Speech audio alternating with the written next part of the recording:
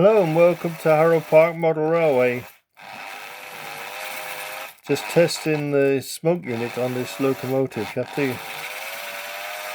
There it's coming now.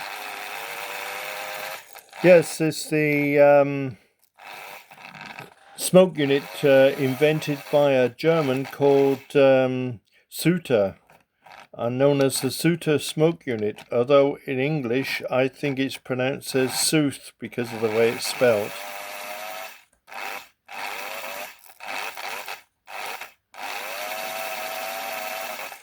So these locomotives had to get very hot before the smoke was very effective, and it took a lot of the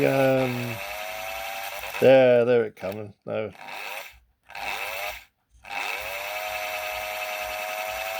That's the Zuta smoke unit, the Sooth smoke unit in English.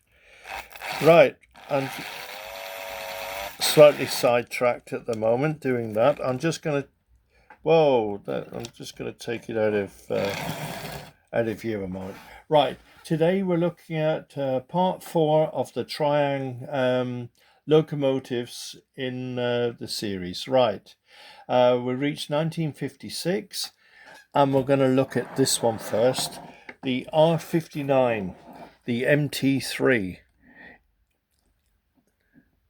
Now, it's lost its lining because the transfers don't stick all that well to cellulose acetate, which was the plastic of the day.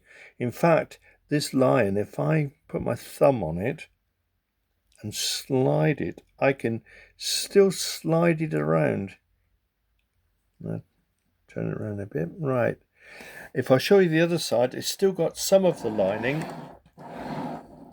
but it's difficult to get one of these in a state where the see the line, it just breaks up and moves. Right. It's difficult to find one with the lining completely intact. Lovely Walchert's there. This one wasn't with a smoke unit because the smoke unit came out in 1961, but it was the first locomotive with brass safety valves on there. And the lovely Walchert's gear, I do like that. It's a lovely motion. Came out in 1956 and changed to green in 1960. The MT3 standard locomotive. In 1961, and this is where we're at now with this one. In 1960, come here. I'm going to take it off the track. I'm trying to control it and watch the camera at the same time. Right. I'll move it back a bit so you can see the entire locomotive. It came out in 1960 in green, but 1961 it was first available with smoke. 1/3 were issued with smoke. We'll look at the other side. Really smart locomotive. It's got the M3 couplings, whereas the early one you see has got the Mark II couplings still. The Mark III couplings came out about the end of 1958, early 1959. Right, and this stopped production in 1965 when the Southern Region M7 came out as a tank locomotive. Although it did make a brief appearance again, 1969 to 1972. And Triang chose the MT3 because Hornby 00 was already making the MT4. That was the first locomotive for today. And the second one is the R153 tank locomotive, also from 1956. And there we have it with the Mark II couplings. It's also got the brass safety valve. I think this locomotive came out about June 1956, actually. It's got the early British Rail emblem on here, as you can see. And at least in the Triang days, it was the only saddle tank they produced. They produced it because it had such a high body on it. They could put a clockwork mechanism, because the N2 clockwork locomotive was taken out of the catalogue in 1955, and when this one came out in 56, it was intended to immediately bring out parallel the clockwork version, although the clockwork version didn't actually make it until 1957, so 1 year later. And there we have it. I've got one here. I can take the top off. It's identical to the other one, except that it's got a keyhole and the levers that come out here. One is for forward, reverse, and the other one's for start and stop. There you can see the insides there. And the reason why the high body, because the spring sits so high. It's a difficult one to put back together, because you've got to get these rods in the back hole here. There. And that was the 1957 one. This one actually doesn't work. I've purely got it for historical reasons, and it goes in the cabinet, or it if it's on the layout, it's usually on a siding. I'm not going to get that in on the camera. I'll have to do that off camera. Right. Then the next one that came out was this version in 1959.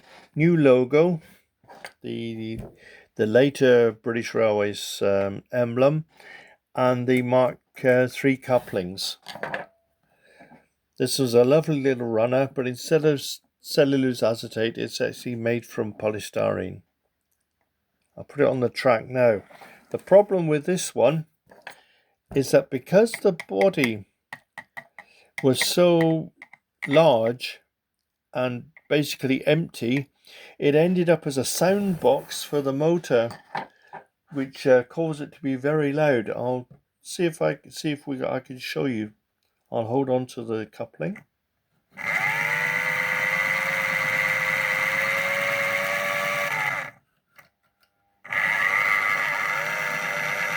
So it's very loud because of the empty shell and the large shell. But lovely little model. This one is actually in mint condition. There's not if I look at it, there's not a mark on it. It's hardly been used, as opposed to the other one, which it's got a little bit of wear and tear on it. And that was the R153 Saddle Tank. This is the obviously the later version. I can hold them both together, and you can see the difference with the emblem there. The one's got the early emblem and one's got the late. I've showed you the clockwork in black. There was one more to show you, and that's another one from the primary series, from the clockwork series. And this one came out, I think it was about 1959. Was it 50? Yeah, 1959, the green one, yeah. And it's got the remains of the British Railway emblem on here.